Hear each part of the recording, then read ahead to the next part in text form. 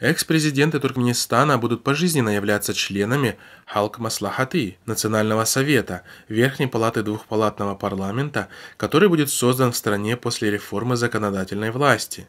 Эти предложения содержатся в проекте изменения Конституции, который Госинформагентство Туркменистана опубликовало 24 февраля. Согласно проекту, каждый экс-президент после ухода со своего поста будет оставаться членом Халк Маслахаты, если только сам не откажется от этого права. Ранее в Конституции Туркменистана вообще не говорилось о судьбе бывших президентов. В проекте новой редакции Конституции говорится, что исполнять обязанности тяжело больного президента должен будет глава Халк Маслахаты.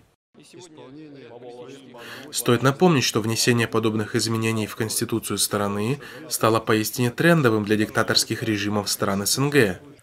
Казахстан Республикасының Конституциясы мен заңдарын қатаң сақтауға.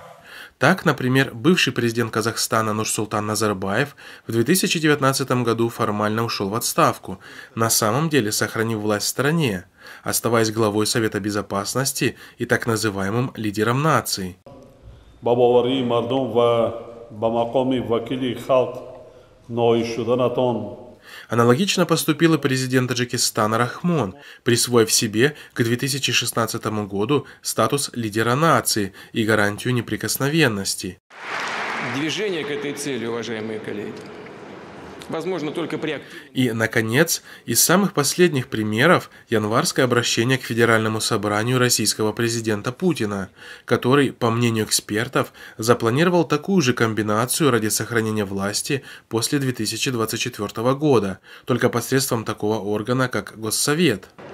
Вынести на обсуждение ряд конституционных поправок, которые считаю вполне обоснованными.